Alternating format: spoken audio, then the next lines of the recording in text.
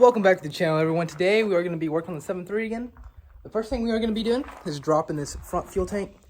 I already have the sending unit all unhooked, pulled out. I don't have it fully pulled out, but I can pull it out real easy.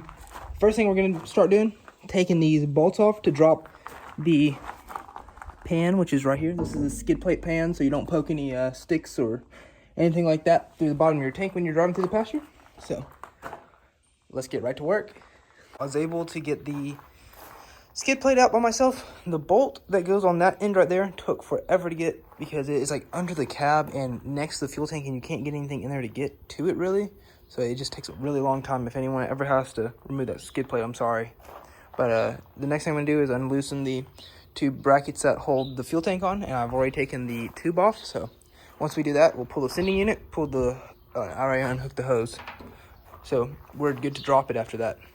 The tank is now dropped. As you can see here, the bracket up here does not come out, but the back one does. That's the piece that's kind of like a U-bolt, and it holds the tank in place. So I'm gonna just have to bolt that one back up for now, but we're gonna take this tank over by the big barn, which is over there, and we're gonna fill this tank full of water real quick, see if there is a leak. I'm seeing a lot of junk in this area up here of the tank, so I think that's where it's leaking, and you can see how not oily, but how much diesel's on the skid plate. So let's get this thing filled with water. So I've been digging around in this tank after I drained it, and I found parts of the filter, but I found the filter itself. You can see all the junk that's in that tank. So I'm not even sure if I'm gonna want to put that back in my truck or not, but over there it's like a solid inch of dirt and sediment. Let me grab some more out here for y'all. It's almost like cement, so I can't really get it off the bottom very easily, at least. But you can just see it's just dirt. It's extremely dirty. I started digging around that area I was talking about. It was so dirty with the steel brush down here, and I hit the leak. So it's right there in that area like I was talking about. I don't know if it just got super rusty and rusted through, or if something hit it and poked a hole in it, but I'm gonna flip it over here in a second after it finishes dripping and see what's wrong with it. The hole is right there. That part just rusted through. I can get my fingernail in it, and it is not going back on my truck. So we're gonna go over there, put a bolt in both of the sending unit lines, and put a hose clamps on them, do away with this. Just gonna show y'all kind of what I'm trying to do here. So I am pulling out the old ones, and I'm going to replace them with a bolt with a hose clamp over the end of them. I've already done that one, and now I have to do the other one, and that will be doing away with this sending unit. And then later on, whenever I put the big tank in the back, I will be removing the switch from the dash, so no one tries to use that or anything. I'll replace it with like fog lights or something. So let's get this last one off, and we'll get to the next thing. I'm all buttoned up now, and I also use the existing harness that held the fuel lines, because I just modified it just a little bit, put both of those bolts in it, closed it, and now it won't be rattling around and stuff. I'm also going to be keeping the old sending unit because I think it fits in the back, if I'm not mistaken. Speaking of the back, we are now going to pop this off. Dad and I have been trying to diagnose the problem for the last 30 or 45 minutes, and we have found out that everything works good. When we have it out of the tank, the fuel level works, it sends everything. So we got it back in the tank, and I thought maybe the diesel was like too much of a lubricant. It wasn't connecting or grounding, I mean. But that is not the case, because I stuck a screwdriver in there and pushed up on the float, and it worked. So our problem is the float. This is what the original sending unit looked like when I got it from the place. This is what I decided to bend it to. It's pretty much straight. This is the only way it's reading correctly.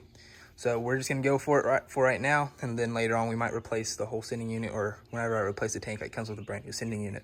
So we probably won't even worry about it. And there it is, let's go. So it's working good. I think it might be, I'm sure it's gonna be a little off, but at least I know somewhat how much gas or diesel I have in here. The next gauge I'm still gonna need to fix is this coolant one, but I haven't been able to make it to the Ford dealership yet to get it, but no big deal. The main thing, we got another one working. That's one step closer. And it's now time to put the bed back on. I have already made the pilot hole right here. It's 49 inches from the end of the bed closest to the tailgate to the middle, and then you measure in between the two wheel wells. The next thing to do is get the hole saw I have a jig right here. I'm gonna put it over the hole, drill it the hole saw, and we will be good to go and throw the bed back on. 4-inch hole has been cut. I'm not going to do the safety chains because I'm not gonna be pulling any trailers with this on the highway, just here in the pasture and stuff, until I put my new bed, which is over there, on, and then I'll be drilling the safety chain holes. So this thing is ready to go. Got the bed back on, but the BMW hitch is a little off. So what I have to do is go under there, and there are 6 bolts that hold the BMW hitch on. I have to just unscrew or unbolt most of those, shift it over a little bit, and we'll be good to go.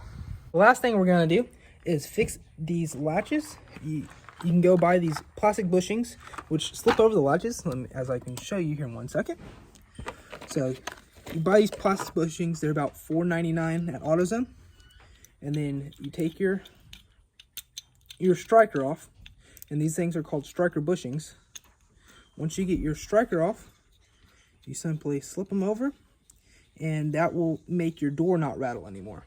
So when I'm driving down the road, this door right here rattles really, really bad. Same with the passenger side. So this will eliminate my problem. Just like that, you just slip it on, tighten it back down, put it back in the door, and you'll be good to go. And they also give you one for your tailgate. At least that's what I've been told. I'm not gonna be putting it on this bed, but when I put my other tailgate on, I'm gonna be using these.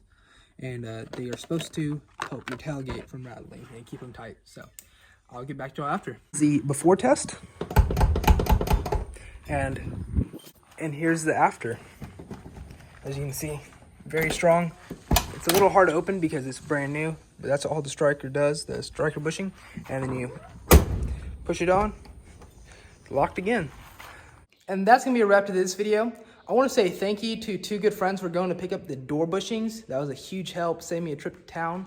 Just want to say thank you again. But thank you for watching. Please like and subscribe, and I'll see you on the next video.